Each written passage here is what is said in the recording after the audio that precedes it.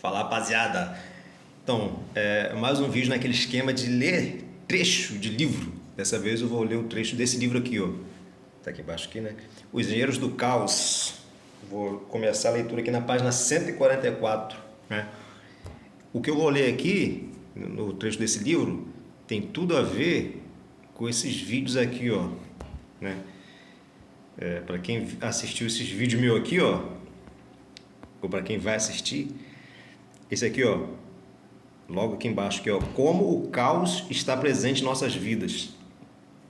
Tem tudo a ver com o que eu vou ler aqui, esse vídeo aí, que fala sobre sistema caótico, sistemas dinâmicos, né? Tem também esse aqui, ó, que é pequenininho, ó, talvez tenha mais a ver ainda, ó, matemática e existência, né? E, de certa forma, também esse aqui de baixo aqui, ó, Bolsonaro e seus diversos apoiadores, vou tentar dizer por quê. E, claro, o próprio tema da consciência, como que a consciência se envolve nesse esquema todo aí, né? Deixa eu deixar aqui esse... não é isso que eu quero, não. Cadê? Tá aqui. Deixa isso aí de pano de fundo que eu me lê aqui, ó. Então, vamos lá, leitura do texto aí, presta atenção. Os cientistas sempre sonharam em reduzir o governo da sociedade a uma equação matemática. Olha aí a matemática aí, ó. Esse sonho do cientista de reduzir um governo de uma sociedade a uma equação matemática é um sonho antigo, né? Então, continuando a leitura aqui, ó, que suprimisse as margens de irracionalidade e incerteza inerentes ao comportamento humano. Sistema caótico, né? O sistema humano é marcado por uma profunda irracionalidade e incerteza. Está dizendo aqui, ó, irracionalidade e certeza inerentes ao comportamento humano em seu conjunto. E a incerteza é inerente a qualquer sistema dinâmico, né? Vamos dizer assim. Então, há 2 séculos, Auguste Comte já definia a física social como a ciência que tem por objeto o estudo dos fenômenos sociais considerado no mesmo espírito que fenômenos astronômicos, físicos, químicos e psicológicos, ou seja, como sujeitos às leis naturais e variáveis, cuja descoberta é o ponto de chegada das pesquisas. Desde então, a gente falando da Auguste Comte aí do século XIX, né? Desde então, muitos propuseram suas visões da ciência da política, sem jamais atingir o objetivo de tornar mais previsível a evolução da sociedade. É um sonho antigo, né? Essa coisa de padronizar matematicamente o comportamento social, mas isso não era possível até recentemente, né? Agora, atualmente, isso começa a parecer ser possível. Então, e é o que vai dizer aqui, ó. Mas nos últimos anos, um fenômeno decisivo se produziu. Pela primeira vez, o comportamento humano, que continuavam a ser até então fins em si mesmos, começaram a produzir um fluxo maciço de dados. A gente começa a ter muitos dados disponíveis sobre o comportamento humano. Graças à internet e às redes sociais, nossos hábitos, nossas preferências e opiniões e mesmo nossas emoções passaram a ser mensuráveis. Com a internet e as redes sociais, repito, né? Nossos hábitos, nossas preferências, opiniões e mesmo emoções passaram a ser mensuráveis. Hoje, cada um de nós se desloca voluntariamente com sua própria gaiola de bolso. Um instrumento que nos torna rastreáveis e mobilizáveis o tempo todo.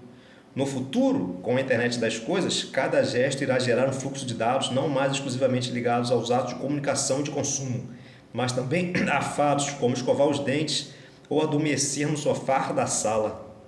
A internet das coisas, né, gente? Atualmente a gente já tem geladeira conectada à internet.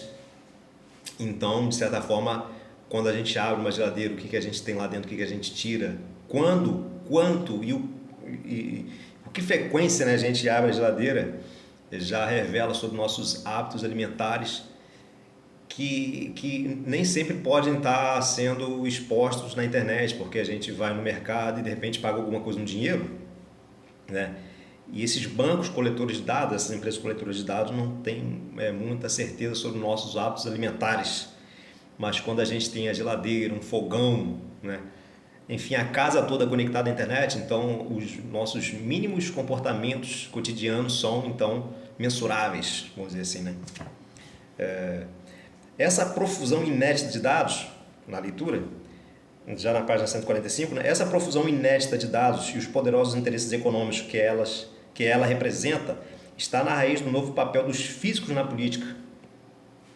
Para melhor compreender do que se trata, achei melhor ficar longe de todos os encantadores de serpente que já tumultuaram o meio do Big Data aplicados à política, para tentar voltar aos fundamentos. Daí ter decidido visitar Antônio Eriditato,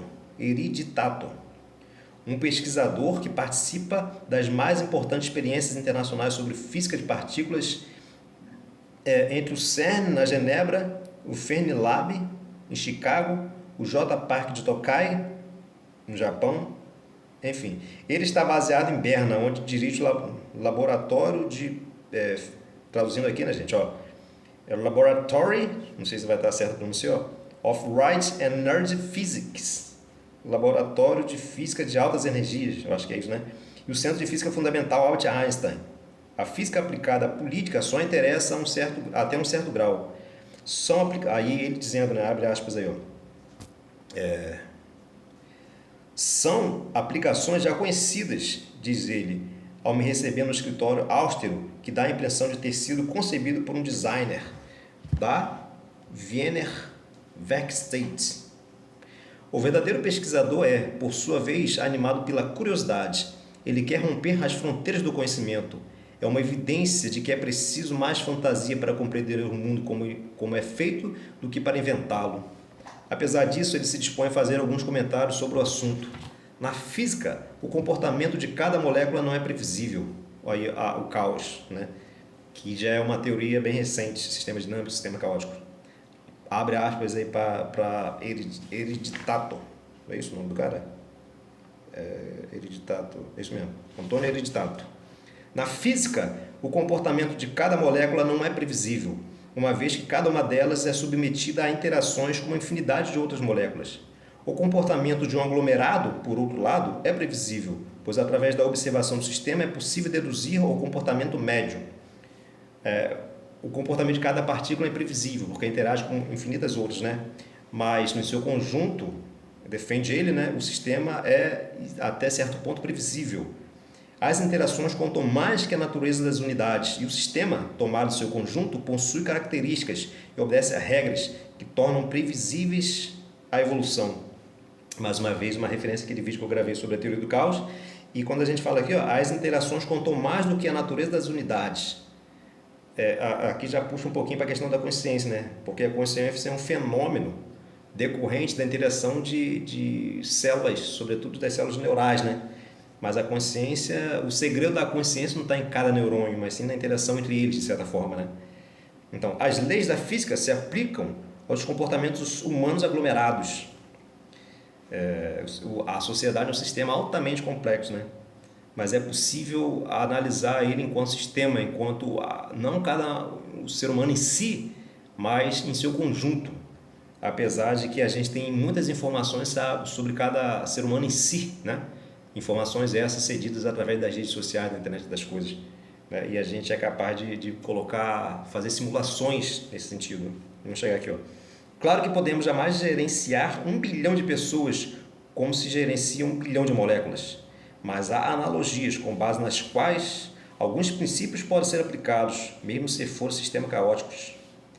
A este respeito, já diz outro pesquisador aqui, ó, Moretz, né? As palavras são importantes. Para um físico, afirmar que um sistema é caótico não quer dizer que ele seja uma bagunça e que ninguém entende nada. Dizer que um sistema é caótico significa falar de um sistema no qual uma pequena variação das condições iniciais pode produzir efeitos enormes em uma evolução. Um sistema de seres humanos que interagem entre si pode ser um sistema caótico no qual, por exemplo, uma fake news pode ser uma pequena modificação inicial que produz imensos efeitos secundários. Uma fake news pode ter efeitos, inclusive, sob determinado ponto de vista, imprevisíveis, né? Uma modificação inicial que produz efeitos secundários. E esses efeitos secundários produzem os efeitos de uma cadeia, né, extensa. Até cerca de 10 anos atrás, os dados para aplicar as leis físicas aos aglomerados humanos não existiam, né? Até 10 anos atrás esses dados não existiam. Hoje sim, nós dispomos até de mais dados sobre aglomerados humanos do que sobre a maioria dos fenômenos físicos que temos o hábito de estudar. Em regra geral, confirma Hereditato. Se você analisa um gás ou um sistema físico estático clássico, você tem um número de sensores muito menor do que o número de moléculas. Não é possível medir a posição, a velocidade, o spin de todas as moléculas de um copo de café, por exemplo.